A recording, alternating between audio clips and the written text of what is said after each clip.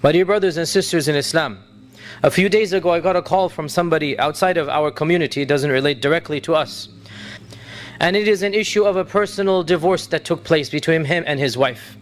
And he called me up saying, I said this and I regret saying this and I don't know what to do now.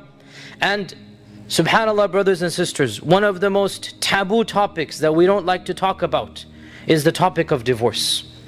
But the fact of the matter is that this is a part of our lives. It is a part of community. It is a part of our sharia.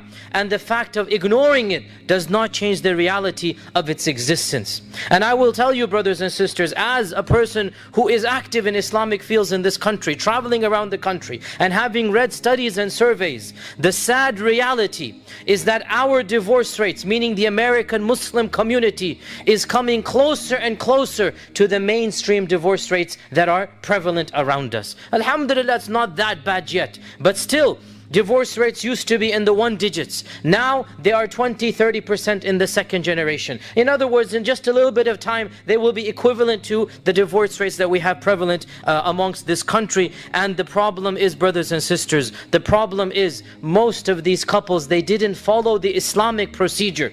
They did not avail themselves to the law of Allah subhanahu wa ta'ala, and they hastened into a exit, into a final solution that they should not have hastened into. How many marriages have been destroyed? How many children have been deprived from regular normal parents and lives? How much damage has been done simply because men and women, husbands and wives, were hasty, were arrogant, were angry, were ignorant of the Sharia. Brothers and sisters, marriage is one of the greatest blessings Allah has given us as human beings. I have given a number of khutbahs on the positive side. I've given many talks about the love that should exist between a husband and a wife. And Allah subhanahu wa ta'ala has said in the Quran that وَاللَّهُ جَعَلَ لَكُم مِّنْ أَنفُسِكُمْ أَزْوَاجًا وَجَعَلَ لَكُم مِّنْ أَزْوَاجِكُمْ بَنِينَ وَحَفَدًا وَرَزَقَكُم مِّنَ الطَّيِّبَاتِ. Allah has made from amongst you your spouses, and from the two of you He has given children and grandchildren.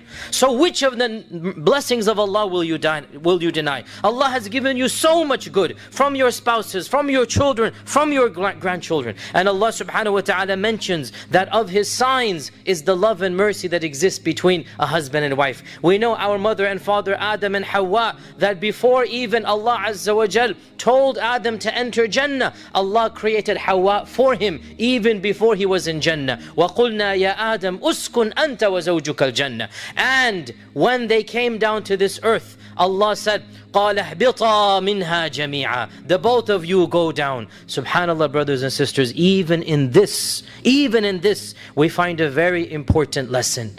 Couples need to stick through in the good and in the bad. In Jannah, and when they're punished to be flung onto this earth. Couples need to stick through. Not only in the good, because this is the big problem. When it's lovey-dovey, when it's romantic, when it's good, everybody wants to have a marriage like this. But how about when the going gets tough? How about when arguments develop?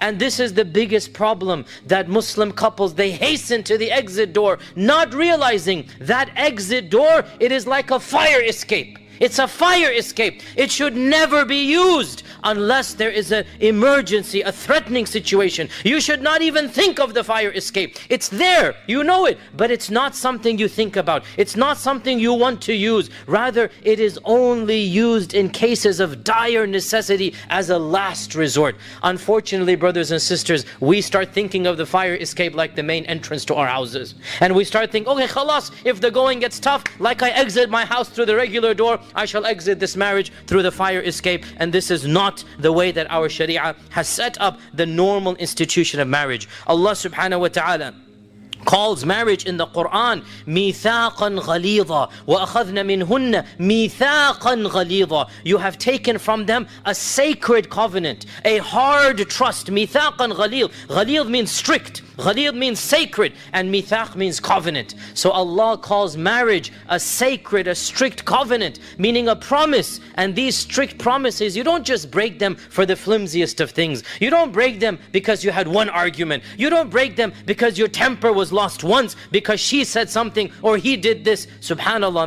mithaqan ghalidha is a sacred covenant. And Allah subhanahu wa ta'ala uses this phrase in the context of divorce. In the context of divorce, Allah uses this phrase to describe marriage, وَأَخَذْنَا مِنْكُمْ مِيثَاقًا غَلِيظًا. And therefore this is demonstrating that this sacred covenant should not be broken unless and until there is no other alternative.